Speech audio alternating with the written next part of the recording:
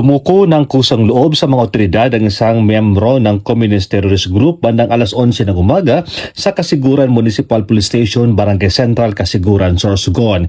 Kinilala ang sumuko ng si alias Bong, 43 anyos, magsasaka at residente ng Sitio Mahogany, Barangay Fabrica, Barcelona, Sorsogon. Siya ay miyembro ng KLG-1, SRC-3, BRPC at nagpasya umanong magbalik loob sa pamalaan upang mamuhay ng mapayapa kasama ang kanyang pamilya.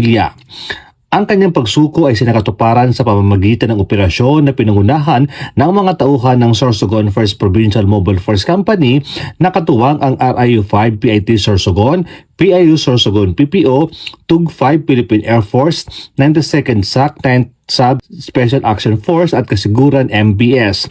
Isinuko rin ng naturang CTG member ang isang revolver na walang serial number at 4 na bala. Sa kasalukuyan, nasa kustodiyan ng Sorsogon 1st Provincial Mobile Force Company ang sumukong personalidad para sa wastong dokumentasyon, habang ang sinukong armas ay na-turn over na sa Sorsogon Provincial Forensic Unit para sa verifikasyon at karampatang proseso.